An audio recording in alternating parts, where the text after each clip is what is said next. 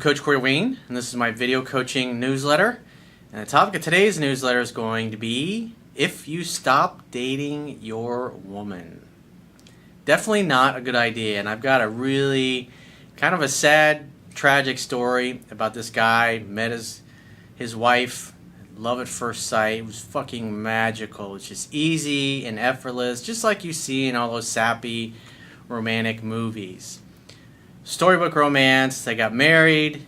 They got engaged after 4 years, and then 4 years later they got married, and they were planning on buying a house. He had his best friend move in, who he'd known since he was like in elementary school, to help offset some of the bills so they could have a little bit bigger house while they were saving money to buy a house for the two of them. And in the past year, he's just all kinds of shit has happened in his life. His father was dying of cancer, so he was there taking care of him.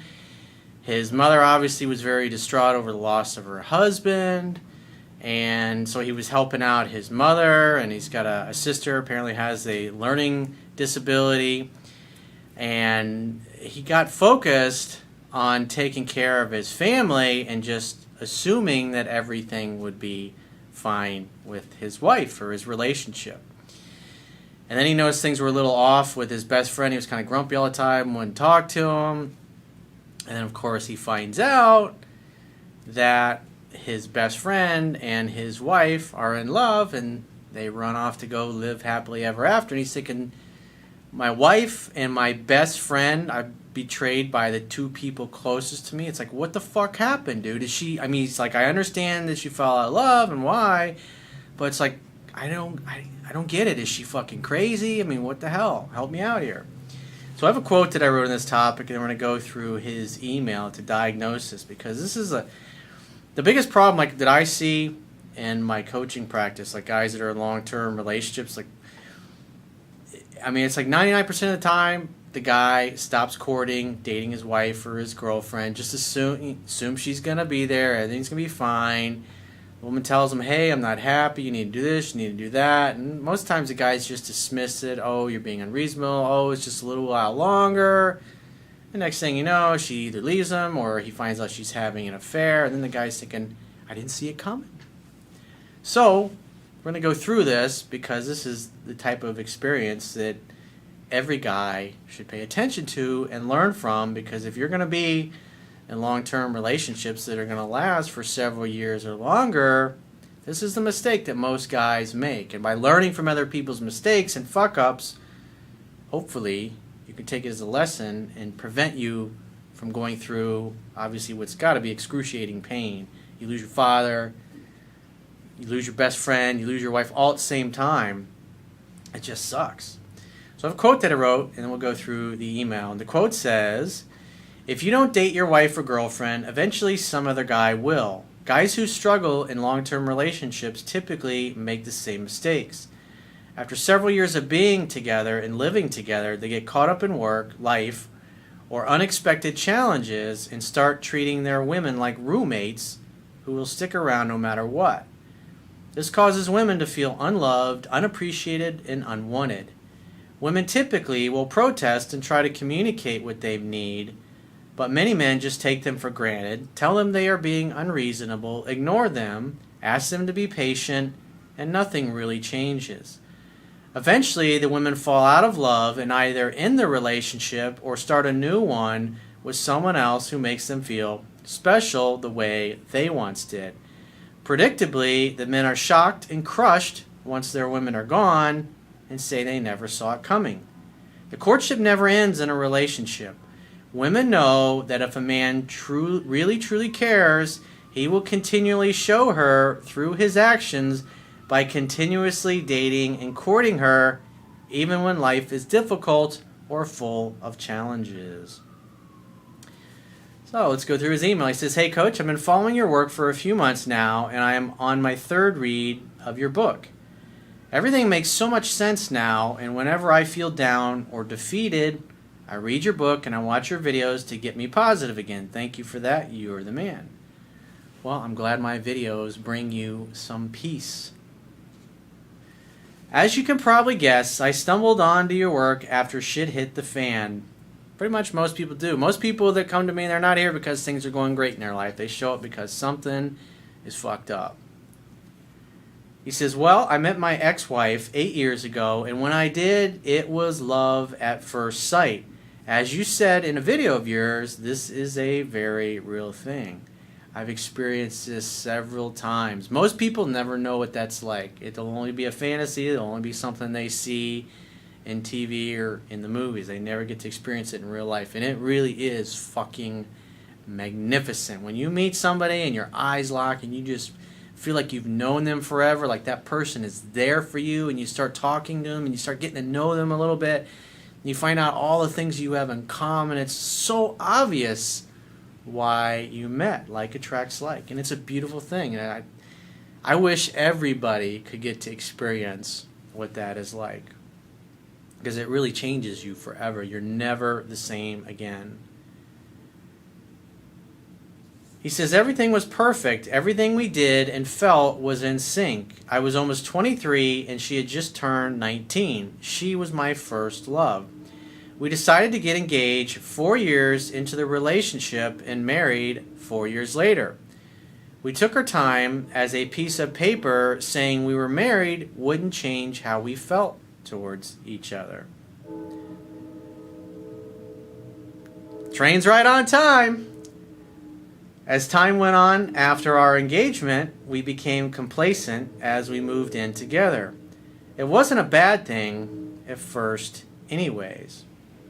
This is what happens. It's like you've been together a long time, you're living together, you see each other 24/7, you wake up together, you go to bed together, you eat together, you sleep together, you travel together, you do everything. It's like you just can't help but become complacent. It happens to everybody, even myself when I'm in a long-term relationship. It's every single fucking one I've had over the course of my life. It happens. 6 months, a year, 2 years, it's just like it just kind of creeps up on you. You get caught up in life or this or that, and all of a sudden your girlfriend turns to you and just says, I'm not in love with you anymore, or I'm not feeling it, or I'm not happy with the way things are, and you're thinking, hey, everything's great, and then she tells you she's not happy. You're like, and then you start talking, and you're like, oh, it's like the analogy of the pot of water. If you have a boiling pot of water and you drop a frog in it, it's going to jump right out. But if you turn the heat up slowly over time, the frog just sits in there, chills, and he eventually boils to death. That's kind of what happens to us guys in long-term relationships. We get lazy, we get complacent, we get focused on our mission, our purpose, our business, or our career. Shit happens and you gotta take care of things, and then you just assume okay, it's just a temporary thing. We'll go out next week. We'll go out next month. We'll take that trip in a few weeks or a few months. When I save up a little bit more money, we'll do this or we'll do that. And the guys start rattling off, oh, I did this, I did that for you, blah, blah. Talking about things they did in the past, as if that's gonna, because they're trying to win an argument. And what the woman's upset about is, you're not dating me, you're not courting me, you're not making me feel special and like you care. And the average guy, they dismiss it. Oh, it's just a temporary thing, I'm going through a rough patch, she'll understand. We just assume that. Never make assumptions when it comes to women, my friends. It wasn't a bad thing at first anyway, he says. We had arguments sometimes, but we settled them quickly. We moved out of a one-bedroom apartment and into a bigger place to fit our needs. But with our really good friend, my best friend since 5th grade, it's like as soon as I read this the first time I went through the email and I see that your best friend's moving and everything, I was like, I pretty much know what's going to happen next. To cover the cost, as he needed a place to live too. It's not really a good idea, especially if you're successful and you got a really happy relationship and you got a good friend that's been a friend for a long time, and he's never done well with women, he's never had the kind of relationship that you got, and then you move in there and it's predictable. You go through a difficult time, and the guy's, when you're not around, he's sitting there talking to your wife, feeling a little envious, thinking, well, this guy's really stupid. If I had a girl like that, I wouldn't neglect her. And the more he sits around, you're not there, and she comes to you, oh, he's not doing this, he's not doing that, he's always with his mother, he's always with his father, he doesn't pay attention to me. Now, a real, true, good, honorable man would say, hey, dude, I was talking to your wife the other day, and she said this or that. You need to start taking her out. You need to start doing this. You need to start doing that. That's what a true friend would do. A good guy who's honorable. And unfortunately, there's just not a lot of people out there in the world that are like this. And that's the reality of it. And instead, the guy starts plotting and planning because he's envious. It's like people that don't have money. Oh, those fucking rich people. They got too much money. They should give me some of it.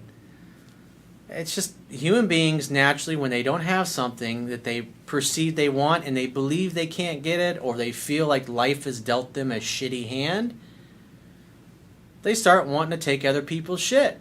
That's how things like socialism and communism and fascism, it's all based upon envy. People don't focus on what they should do for themselves. It's somebody else's fault that I don't have money in my bank account. It's somebody else's fault that I don't have a job. It's somebody else's fault that minimum wage is only $10, or in this case, I think it's $15 now.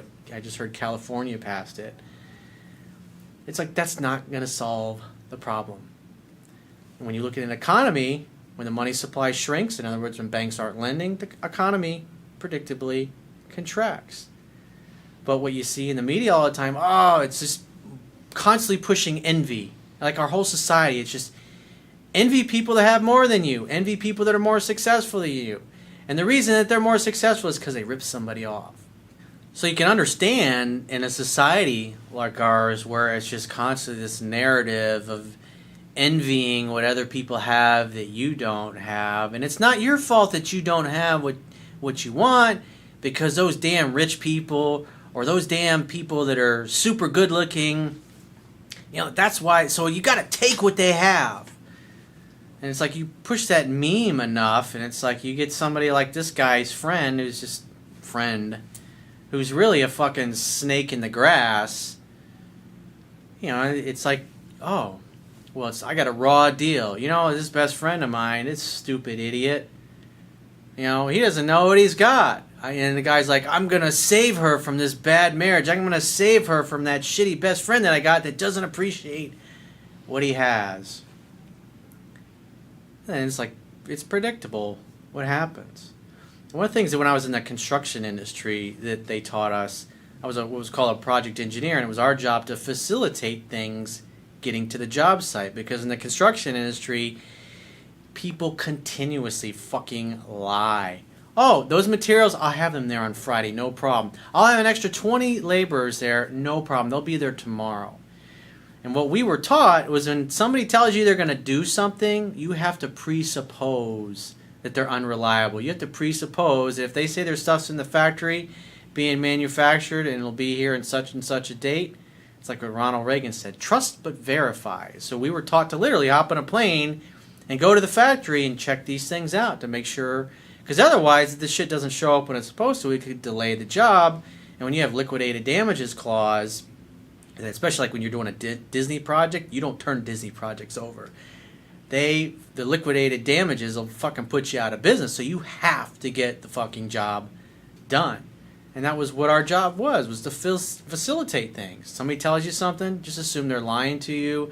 That fax you sent, or that email you sent, or that letter that you sent, just assume it didn't get to the right person. So you always follow up. And it's like, what I've learned in life, it's just, most of the people you're going to meet are fucking scumbags. They're assholes. They'll fuck you over as soon as you turn your back on them. So it's really hard to find friends and family or people to date who share the same goals and values.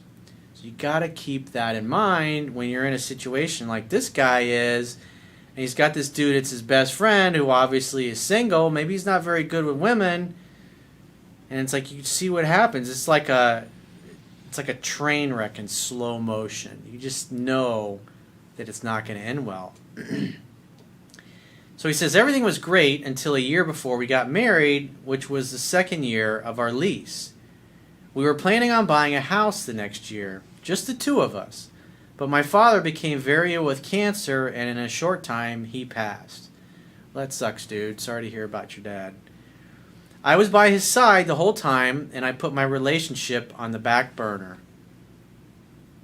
That's not a good thing to do. You always have to court your wife or your girlfriend, even when your father is dying of cancer, even if it's just 1 one night a week where you surprise your wife with a dinner that you make or grilling out or something to make her feel special.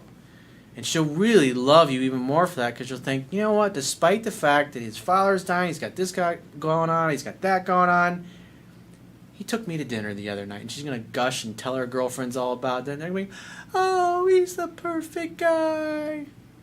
But if you don't take her to dinner, she'll say, oh, it's okay, it's fine, I understand. When a woman says it's fine, it ain't fucking fine. No fucking way in hell does it mean it's fine. It's like women don't really realize they're doing that, but it's kind of one of the ways they test it. Well, if he really loves me, he'll figure it out. He'll find a way to make me feel special. And then when you don't, they get even more pissed off. They feel even more neglected. She completely understood. It was a very hard time in my life as he was my hero. I had to then be the strong man that my pops taught me to be and support my mother and sister with a learning disable emotionally. Over the last year, I spent a lot of time helping my mother get on her feet, and as time passed, she was becoming more independent. However, I was also losing grip of my relationship as I have come to learn. Well, the fact that you had your single supposed best friend living with you, who obviously was jealous and envious of the success you had, and he was probably, when you weren't around, your wife was telling me, oh, he's doing this, he's not paying attention to me. And instead of your best friend trying to help you out, he was plotting and planning and scheming to rip off your wife. Because he was too much of a pathetic, weak bitch to get his own woman. I mean, that's the reality. If you're watching this and you've become successful with women because of what you learned from me, and you got a friend or somebody close to you who's not good with women, never have that fucker live with you. It's not a good way to go. Even if you think, like this guy is a lifelong friend. Because human beings, remember, we buy based on emotion. And we use logic and reason to justify our purchase or our decisions. And so in this case, you got a hot wife, she's unhappy. This guy's obviously not very good with women on his own, but yet he's living in the house with your girl, so it's a proximity thing for him. He starts developing feelings because she's there all the time and she's always coming to him because you're not around, because you're taking care of your family. He starts to develop feelings, and then he starts to use logic and reason to justify his feelings. I mean, think about it. What's his thinking? What an idiot. This is my best friend, and he doesn't realize what he's got there. I would never treat you this way. I would never. He's a fool. And then he starts justifying, I'm going to be the savior. I'm going to save this woman from her unhappy marriage by taking her off my best friend's hands. And he just literally, as he becomes more emotionally wrapped up in it, he starts making excuses and telling himself he's being noble. He's like the knight in shining armor. He's going to save her from this stupid best friend of his that's been a lifelong friend. And he's literally willing to torpedo the friendship for a piece of ass. And unfortunately, most of the people in this world that you're going to encounter if they're in a similar situation, this is just the way they are. I remember when I was in the process of leaving my wife, and I was really struggling with it, and I was talking to my best friend all the time about it, and I remember I was sitting in bed one night with my wife, and I was literally telling her how I felt, and that I didn't want to stay together, and I felt fucking horrible telling her this. It was just like, I felt like the biggest piece of shit in the world telling her this, because I felt like, it's like I married this girl, and I knew all along I should have never fucking done it. And, you know, she knew as well. But it's like both of us, we lied to ourselves. And as I get done telling her, she's like, oh, I knew. I was like, what do you mean you knew? She's like, oh, so-and-so told me. I was like, what? She's like, yeah, we were talking earlier today. I'm thinking, so all these things I was telling my best friend, and then I confronted him about it. It's like I'm talking with my wife last night, and it's like, you told her everything we've been talking about. I was like, what's up with that? Oh, well, I was just trying to be helpful, you know. It's like she was talking to me, and I'm thinking, I was like, dude, that's not acceptable. I shared these things with you in confidence, and you go and you tell everything I said to you. And so even after we had split up, because my wife and I, we stayed good friends for several years after we had split up. And we were at lunch one time and we were talking, and so we were talking about my best friend. And we were talking about this instance, and she said, "Yeah, I was, shortly after I had left and I had moved in with this best friend of mine. He was hanging out with her one night, having drinks or whatever, and I was working. I don't know, I was somewhere else. And he looks at her and he says, 'So you want to fuck?' I was like thinking, well, that makes total sense now. So what he was really doing was he knew my relationship was ending, so he was trying to wiggle his way in there because he wanted to get in her fucking pants. I was like, what a great best friend. This guy was my best man at my wedding. I was like, what a fucking dick. That's just the way people are, unfortunately. Most of them. Trust but verify. You should tattoo that on your forehead, metaphorically, if you will. It's something that all of us should do. Always assume that other people are unreliable, that they're not going to do what they say they're going to do. I was so naive to think things would be fine in our marriage. Things didn't seem right between us, and I couldn't figure it out. My best friend was always grumpy, and she was always trying to figure out why. He wouldn't talk much to me about his frustration, but he would talk to her. It seemed like they had a brother-sister type of relationship, so they went on a walk together. A week later, after my wife became increasingly cold towards me, I learned that he admitted his love, and apparently she fell in love with him too. That sucks, dude. All while I was taking care of our family. Words were exchanged, almost fists, and I filed for divorce. The two closest people in my life betrayed me. I feel he should have left once he developed feelings. Well, that's what a real man would have done. But a real man would have not been in that situation to begin with. He was a fucking pathetic, weak-ass bitch. I don't have any respect for people that pull shit like that. That is just, you're a lifelong fucking friend, dude. I totally understand her falling out of love with me. At the end of the day, she obviously complained about it and she told you, so it wasn't a complete shock. And you've realized that you neglected her and you stopped courting her. But it still does not excuse the behavior of your best friend. Because think about it this way. If your best friend hadn't lived there, things might have been different. But at the end of the day, if she hadn't run off with your best friend, you would have never had a reason to come and find my work. So realistically, it was just a matter of time. If it wasn't your best friend, it would have been some other dude.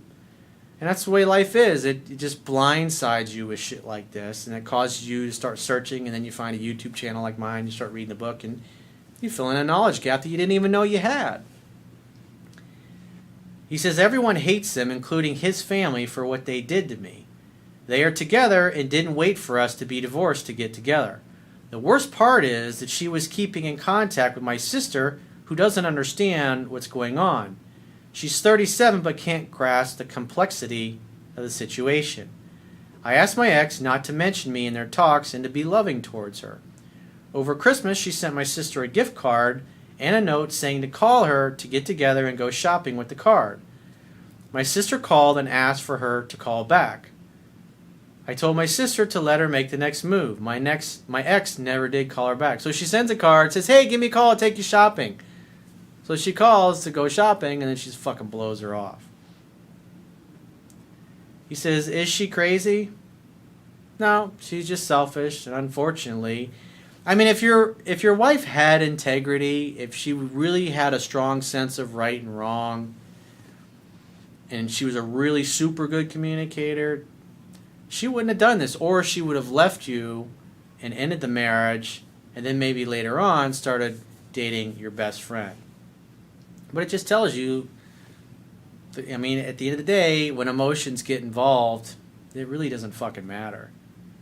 He says, what the hell happened to her? Quite frankly, what happened to her is you stopped dating her, you stopped courting her, you stopped making her feel special, you were focused on taking care of your family, and you took her for granted. You just assumed that she would always be there for you because you were married and living together and you've been together, but it was love at first sight. It's like you made a lot of assumptions. And you also assumed that your best friend had integrity when in reality, a lifelong friendship really didn't mean shit to him. The only thing that mattered was that he got in your wife's pants. And unfortunately, most of the people that you're going to encounter in life, it's just the way they are. They're fucking ruthless. It sucks. I wish people weren't like this, but this is what we have to deal with in society. And people in the media and in the news that are always pushing this narrative of envy and coveting what other people have, as opposed to teaching self-reliance and teaching people that you can create all this great stuff on your own without dipping into somebody else's bank account and taking their shit. But that's a topic for another video. How do people that close to you dump you and your lives together off so easily? Well, it wasn't something that happened instantaneously, and you admitted that you've been neglecting your wife for a long time, dude. And again, it took time for her to fall in love with you. Well, obviously it was love at first sight, but to really deeply bond with you, it took time for that to develop. And it also took time for her to fall out of love. And since your best friend was there all the time, and he had no integrity, and he wasn't intent to help you with your marriage, he was intent to steal what you have because he was too much of a fucking pathetic pussy to get it on his own. The good news is you were good enough. You were a good enough pickup artist, and you were good enough at dating to get somebody like this. This is something your best friend is not capable of. So in time, eventually, you will find another woman. It's really important, though, when you start dating other women, that you make sure that the new person that you're with doesn't have a history of cheating or being unfaithful. Am I crazy for wanting an explanation, or should I just swallow it and move on? Well, even if you did ask her for an explanation, she's never going to give you a straight answer. But the bottom line is, you didn't date and court her. She felt lonely. She felt neglected. And then your best friend, just like I said in the quote, if you don't date your wife or girlfriend, eventually some other dude will. And that's just the cold hard facts. That's the nature of the world that we find ourselves living in presently. This one was complicated. Thank you again for your help, Corey. You've made a huge impact on my life in helping get through this. So the lesson is to always date and court your wife or girlfriend, no matter what. Don't let single best friends who are terrible with women and who envy and are jealous of your success with women, don't let them fucking move in with you. Don't be having them spending time around your wife when you're not there. That's the lesson learned here. So if you'd like to get my help personally, go to my website, click the products tab at the top of your screen, and follow the instructions for booking whichever option works best for you. And I will talk to you soon.